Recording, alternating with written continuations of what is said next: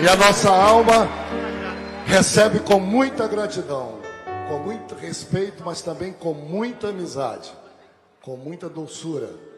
Um homem que não é máquina, mas é um homem apaixonado pelo Brasil e apaixonado por todos nós. Sua Excelência, Presidente da República, Jair Messias Bolsonaro.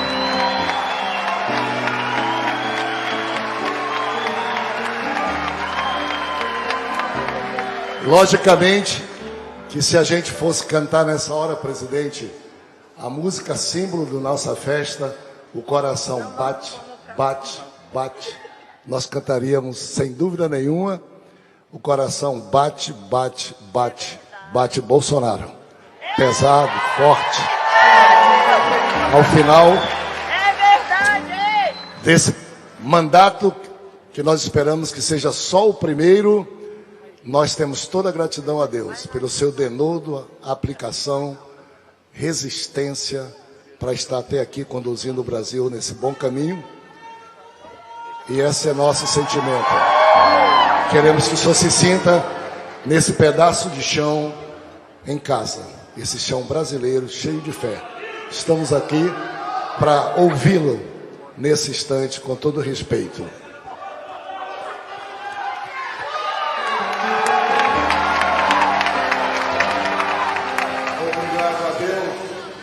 Pela minha segunda vida e pela missão de estar à frente do Executivo Federal. Em ambiente como esse, prefiro muito mais ouvir do que falar. Mas, já que o nosso comandante aqui, Samuel Câmara, assim me autorizou, me permita falar alguns poucos minutos a todos vocês. Sou cristão e digo-lhes que é muito bom estar entre aqueles que têm Deus no coração. Creio que todos nós temos uma missão nessa terra e devemos cumpri-la da melhor maneira possível. Jamais podia esperar ser o presidente da República. Creio que o destino traçado por ele me fez chegar até aqui. A minha vida daria para compor um livro de muitas coisas inexplicáveis. Até mesmo meu nome.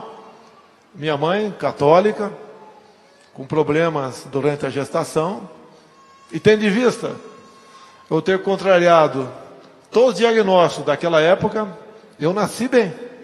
E ela resolveu me botar o nome de Messias. Obviamente, isso foi pela fé dela. Já o meu pai, amante de futebol, e tinha um grande craque naquela época, Jair Rosa Pinto, ele botou Jair. E assim eu nasci. O total 7 filhos. Todos muito bem educados. Todos chegaram à escola já alfabetizados. Uma época diferente. De muito respeito. Em especial para os pais. Para com os mais velhos. E também para com os professores daquela época. Tive também frustrações na minha vida. Tentei ser sargento da aeronáutica. Não tive sucesso. Mas esse obstáculo, esse insucesso, me fez me preparar mais ainda para o próximo concurso. Entrei no Exército Brasileiro. 15 anos depois, me elegi vereador do Rio de Janeiro. 2 anos depois, deputado federal. Fiquei por 28 anos dentro da Câmara. E lá, em um dado momento, apesar de ser um deputado do baixo clero, eu apareci muito no final de 2010. Juntamente com o que nós chamamos lá, a bancada evangélica, que como seres humanos, os parlamentares podem ter as suas falhas, mas no somatório, algo de muito, mas muito positivo existe naquele Congresso. Enfrentamos 2010, coisas terríveis, que queriam naquele momento, por projetos, por emendas à Constituição e por decretos, fazer com que aquilo que é muito sagrado a todos nós fosse modificado. Tivemos lá um tal de PNDH3, um decreto de 2009, onde o que mais saltava aos olhos, entre 180 itens, era a desconstrução da heteronormatividade. Ou seja, um casal não era mais um homem ou uma mulher. Eram dois seres humanos. Nós aqui sabemos como tratar essas questões, mas temos o direito de lá de cá fazer valer os nossos valores. Tivemos também um tal de PLC 122, onde queriam botar na cadeia padres ou pastores que porventura se negassem a realizar um casamento entre duas pessoas independente do seu sexo. Foi uma batalha terrível. Estive à frente dessa batalha, principalmente aquela onde começou a história da ideologia de gênero, querer ensinar para os nossos filhos de 5, 6 anos de idade que eles poderiam definir o seu sexo mais à frente, dizer que ele não nasceu menino nem nasceu menina. Qual o objetivo disso tudo, a não ser desgastar os valores familiares? Apareci neste momento, juntamente com alguns parlamentares evangélicos, e com o tempo outros se somaram. Fomos vitoriosos. O parlamento não aprovou essas propostas. E a marca ficou. E eu comecei a me interessar mais ainda por que acontecia naquela casa. Chegou 2014, tivemos uma reeleição de uma presidente, e naquele mesmo ano, 2014, eu pensei em casa, temos que mudar o Brasil. Mas mudar como? Quem sou eu? Um parlamentar, repito, do baixo clero, um parlamentar que não se engajava, não era muito benquisto dentro do partido, mas algo tinha que ser feito. E eu resolvi então, sozinho, porque se eu contasse para alguém iam debochar de mim, resolvi dizer que seria candidato. E eu digo a vocês, seria provando. Tem um vídeo meu de novembro de 2014, na Academia Militar das Agulhas Negras, onde, no momento fortuito, fora da formatura, eu encontrei com aproximadamente 500 jovens cadetes, que seriam declarados aspirantes naquele dia. Passei no meio deles e resolvi dirigir a palavra. E falei com eles que seria candidato a presidente, que poderia morrer ao longo do caminho, mas tinha um desafio pela frente. Isso está em vídeo. Comecei a andar pelo Brasil. 2018, depois de perambular, na maioria das vezes sozinho pelo Brasil, com uma passagem minha em Manacapuru, estado do Amazonas, no porto, umas 200 pessoas me esperavam. Eu olhei para a cara deles e pensei comigo mesmo, o que eu estou fazendo aqui? Eles olharam para a minha cara, com toda certeza, e pensaram, que bicho é esse? Aconteceu esse momento lá, como em dezenas de outros momentos, em aeroportos, em palestras. Ao longo desse tempo, todo eu usei uma passagem bíblica, o João 8,32. A verdade realmente dói, pessoal, mas ela nos liberta. Como é difícil a gente falar a verdade muitas vezes e ouvir passivamente a verdade. Mas eu falei comigo mesmo, se não é para chegar lá e ter independência, é melhor que não chegue. Fomos crescendo. Chegou um dia quase fatídico, 6 de setembro de 2018. Crescendo bastante, vindo do nada, como que se fosse algo que apareceu no horizonte. Tentaram me matar.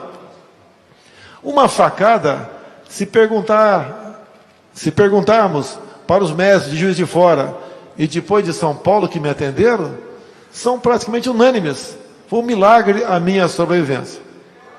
Entendo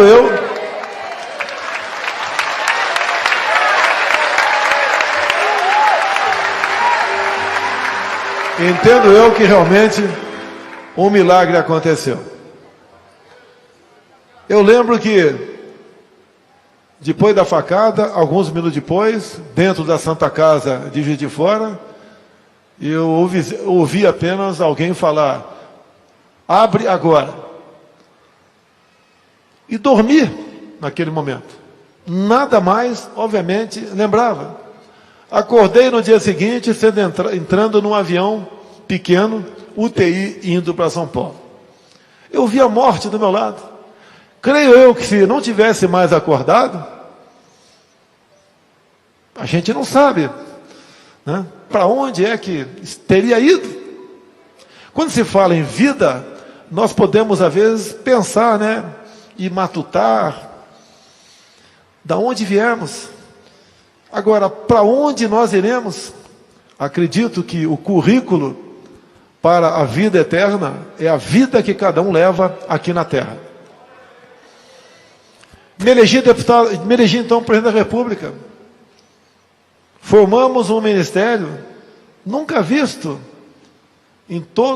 ao longo de pelo menos 40 anos, pessoas técnicas, competentes. Ali tinha gente de todas as regiões do Brasil. E também, obviamente, cristãos, pastores, pessoas competentes que queriam ajudar a mudar o seu país. Não foi fácil essa escolha, porque os interesses de sempre se faziam presente. Peguei um Brasil numa situação séria, econômica, moral e ética. Conseguimos dar um novo direcionamento. Consegui uma excepcional pessoa para ser ministra da Mulher, Direitos Humanos e Família, a pastora Damares. Deu realmente uma outra dinâmica nessas questões. Vejo o nome de quem a antecedeu. Começamos a mudar nesses quesitos. Obviamente também um trabalho muito discreto, e hoje em dia é reconhecido por muita gente, é a minha esposa, Michele, que rapidamente aprendeu a linguagem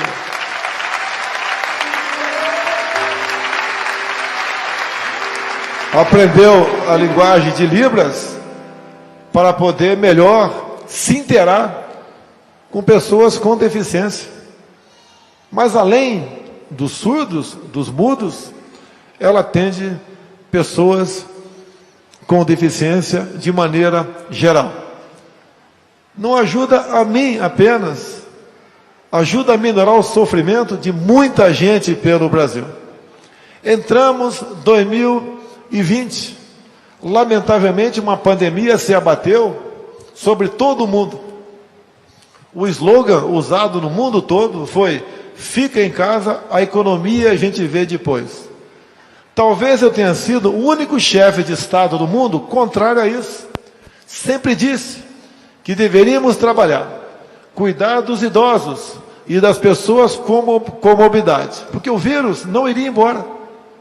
Hoje, há o reconhecimento de que eu estava certo. Mas 2020 foi um ano difícil para muita gente. Muita gente perdendo emprego, perdendo renda. E tínhamos uma catástrofe se aproximando. Rapidamente criamos o auxílio emergencial. Por mês, nós gastávamos, dinheiro de vocês, 50 bilhões de reais. Mas vencemos 2020. Não foi fácil. Entrou 21, entrou a pandemia também. Criamos programas para salvar empregos. Enviamos recursos para estados e municípios para poder vencer a possível perda de arrecadação. Fizemos o possível e praticamente o impossível. Fizemos a nossa parte. Isso não é virtude de um chefe de Estado, é obrigação.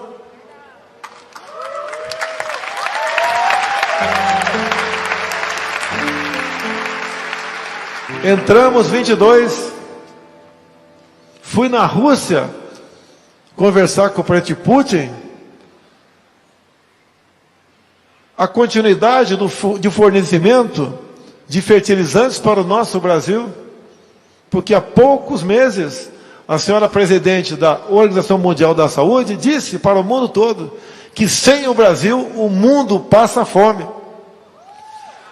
Fomos também conversar com outro lado do mundo, o presidente americano, há 2 semanas, o opositor, no momento, ao chefe de outro estado, numa guerra da Ucrânia, que traz consequências danosas para o mundo todo, como o aumento do preço dos combustíveis. E lá, com o Biden, tratamos dos mais variados assuntos, assim como tratei no mundo árabe. Assim foi quando fui em Israel também, por 3 vezes ao longo da minha vida. Um país exemplo para todos nós. Nós amamos Israel.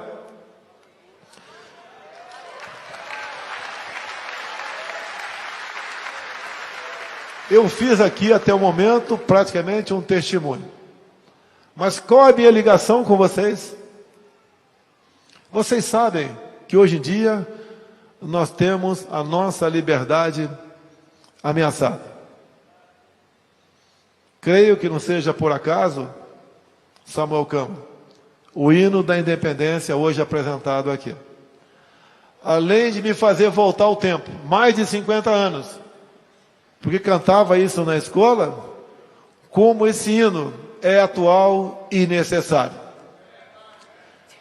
Com todo respeito a quem pensa diferente, nós podemos divergir, não vamos brigar por isso.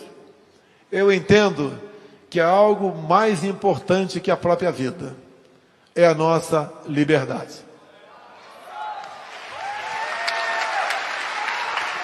Porque um homem e uma mulher sem liberdade não vive. Muitos queriam que num passado recente eu tomasse certas posições. Mas estava na minha cabeça uma outra passagem bíblica, que eu interpretava da minha maneira e, obviamente, para o bem. É aquela que diz: por falta de conhecimento, meu povo pereceu. Hoje, eu entendo que todos já sabem por que lutamos. O que eu faço na presidência da República. Já sabe o papel da Câmara dos Deputados, do Senado, do Ministério Público, do Tribunal de Contas, do Tribunal Federal. Vocês sabem quem, porventura, se eleger presidente esse ano, ou se reeleger, o ano que vem escolhe mais 2 ministros para o Supremo Tribunal Federal. Vocês sabem quem são os 2 que eu indiquei? Um foi um compromisso assumido lá em 2017 de indicar para o Supremo Tribunal Federal um terrivelmente evangélico. O André Mendonça tem suas falhas como ser humano. Chegou, obviamente, indicado por nós, aprovado na sabatina do Senado, que não foi fácil. O senhor sabe muito bem que levou-se 4 meses para que a sabatina fosse realizada, porque, obviamente, o sistema queria outro nome, achando que eu poderia desonrar o meu compromisso e botar alguém lá que interessasse a uma outra parcela da sociedade. e não aos cristãos ou aos evangélicos. Creio que hoje, depois de alguns meses lá dentro, temos um ministro com M maiúsculo, o André Mendonça. Já conhece o que acontece naquele ambiente, já conhece cada um deles, já sabe, por exemplo, quem é favorável ao aborto, à liberação das drogas ou não. Não se esqueçam, quando se fala em aborto, a Colômbia aprovou o aborto via sua Suprema Corte e não via parlamento. Então, quem se eleger presidente ou se reeleger, bota 2 ano que vem, já se muda a história do Supremo Tribunal Federal. Nós queremos que cada poder seja forte, mas que saiba respeitar os demais poderes, em especial o nosso povo, da onde vem o nosso poder. Nós sabemos que temos problemas hoje em dia. Muita gente sofrendo aqui com a inflação, que se faz presente no mundo todo. São questões materiais? Sim. Temos necessidades? Sim. Devemos buscar alternativas? Sim. Mas entendo, é uma questão que acontece no mundo todo. Se fosse só no Brasil, eu seria, obviamente, o principal responsável. Mas temos uma outra coisa, indo para o encerramento. As questões imateriais. As questões que têm que ver com a nossa fé, com o nosso sentimento, com a nossa religião. E nós bem sabemos que hoje a política no Brasil está polarizada. De um lado tem aquele que quer defender o aborto, do outro quem é contra. Do lado de lá, aquele que quer a ideologia de gênero. Do lado de cá, aquele que quer preservar a inocência das crianças em sala de aula. Do outro lado, aquele que quer a liberação das drogas. Do lado de cá, quem é contra a liberação das drogas. Do lado de lá, aquele que quer desgastar os valores familiares. Do lado de cá, quem quer preservar os valores familiares. E assim nós podemos fazer comparações. E a decisão final cabe a cada um de vocês. Nós temos que conversar primeiro na nossa família. Falar com os nossos filhos menores. Os filhos menores têm que ouvir os pais, os avós. Porque cada um de nós é extremamente importante para o futuro da nossa nação. Nós somos escravos das nossas decisões. Temos aqui na América do Sul exemplos para não serem seguidos. Já estive em Roraima várias vezes. Já fiz contato com venezuelanos fugindo do seu país, fugindo da fome, da miséria e da violência. E olha que a Venezuela é o país que tem a maior reserva de petróleo do mundo. Como pode um povo em cima de uma terra riquíssima estar passando fome e fugindo para um país vizinho? É o discurso fácil de que eu, chegando lá, vou dar a todos bonança, vou dar a todos prosperidade, se esquecendo que o primeiro responsável para que você tenha uma vida feliz é você mesmo. O trabalho de um chefe do executivo é não atrapalhar a vida de vocês, é não querer impor a vontade de uma minoria para a maioria, é respeitar a liberdade de cada um, o nosso bem maior enquanto estivermos aqui na terra. Assim sendo, por favor, somos escravos das nossas decisões. Temos exemplos na América do Sul que não queremos para nós. Esse dia que se aproxima, faltam poucos meses, é extremamente importante para cada um de nós. Indo para o encerramento, isso serve para todos nós, mas em especial para mim. Não é fácil decidir. Por isso eu peço sempre a Deus, mais que sabedoria, coragem para decidir e força para resistir. E encerro aqui.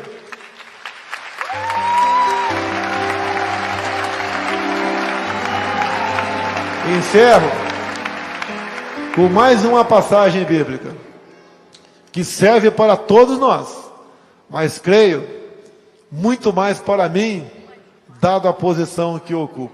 E aquela que diz: